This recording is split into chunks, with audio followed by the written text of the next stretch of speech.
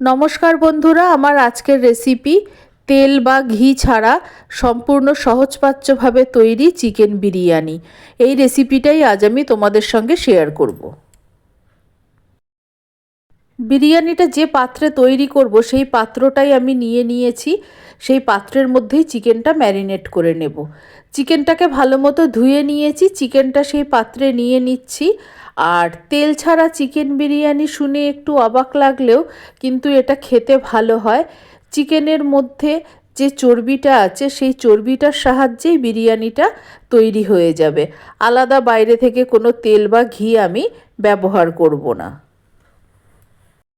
যে পাত্রে বিরিয়ানিটা তৈরি করব সেই পাত্রে আমি সব চিকেনগুলো নিয়ে নিয়েছি। এবার দুটো বড় সাইজের কুচানো পেঁয়াজ আমি চিকেনের মধ্যে দিয়ে দিলাম। আর এই রান্নাটা স্পেশালি তাদের জন্য যাদের তেল ঘি খাওয়া বারণ, তারা এরকমভাবে বিরিয়ানি তৈরি করে খেতে পারে। কিছুটা পরিমাণ রসুন কুচানো দিয়ে দিলাম। কিছু গুঁড়ো মশলা নিয়েছি, আন্দাজ মতো নুন, 1 চামচ ধনে গুঁড়ো, 1 চামচ জিরে গুঁড়ো, 1/2 চামচ গরম মশলা, আন্দাজ মতো হলুদ আর অল্প একটু গোলমরিচ গুঁড়ো। গুঁড়ো মশলাগুলো চিকেনের মধ্যে দিয়ে দিলাম। যেহেতু তেল ঘি ছাড়া রান্না করছি তাই একটু বেশি পরিমাণে টমেটো দিলাম, 3টে টমেটো দিয়েছি। 2 চামচ মতো আদা আর কাঁচা লঙ্কা বাটা দিয়ে দিলাম। যেহেতু এই বিরিয়ানিটা আমি স্বাস্থ্যসম্মতভাবে তৈরি করছি তাই এখানে ঝাল লাল লঙ্কার গুঁড়ো ব্যবহার করব না। মশলা দিয়ে চিকেনগুলোটাকে খুব ভালো মতো মেখে নিচ্ছি। আর তেল ঘি ছাড়া রান্না করছি বলে বিরিয়ানিটা খেতে খারাপ হবে না। আমি এর আগেও কয়েকবার বানিয়েছি।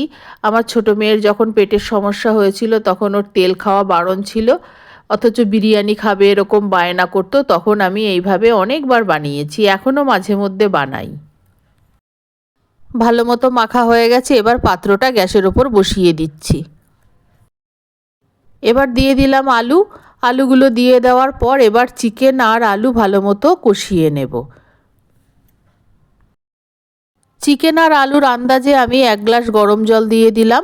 গরম জল দিয়ে ভালো মতো কষিয়ে নেব, আর চিকেন থেকে যা জল বেরোবে তাতে ভালো মতো কষে যাবে।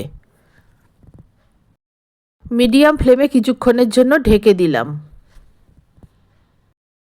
এদিকে বিরিয়ানির মশলাটাও তৈরি করে নিয়েছি। একটা তেজপাতা ছিঁড়ে নিয়েছি, অল্প একটু নিয়েছি জয়িত্রী, 1 চামচ নিয়েছি শাহি জিরা, 1 চামচ নিয়েছি আমরা সাদা জিরা যেটা আমরা ফোড়নে ব্যবহার করি, আর নিয়েছি 1 চামচ মতো, 1 চামচের একটু কমই গোলমরিচ, 1 চামচ গোটা ধনে, 1 চামচ সামরিচ, আর ছোট্ট 2 টুকরো নিয়েছি জায়ফল, একটা স্টার অ্যানিস, একটা বড় কালো এলাচ, 2টো ছোটো এলাচ, 1-2 টুকরো দারচিনি আর কয়েকটা লবঙ্গ। এইসব মশলাগুলোকে হালকা রোস্ট করে পাউডার করে নেব। মশলাগুলোর পাউডার তৈরি করে নিয়েছি, এবার ঢাকা দিয়ে রাখবো, না হলে মশলার সুগন্ধটা উড়ে যাবে। চিকেনটা কষানো হচ্ছে, সেই সময় 1 চামচ বিরিয়ানির মশলাটা দিয়ে দিলাম। চিকেনটা ঢাকা দিয়ে রেখে আবার নাড়াচাড়া করে ভালো মতো কষিয়ে নিয়েছি। এবার সরিয়ে রাখছি। চিকেনটা সরিয়ে রেখে ভাতটা বসিয়ে দিয়েছি। ভাতেও কোনো মশলা বা তেল ব্যবহার করিনি, শুধু একটু নুন দিয়ে ভাতটা বসিয়েছি। 50% হলে নামিয়ে নেব। দুধের মধ্যে 2-3 ফোঁটা মিঠা আতর দিয়েছি, 1 চামচ গোলাপ জল দিয়েছি, কেওড়া ওয়াটার আর ফুড কালার স্কিপ করলাম।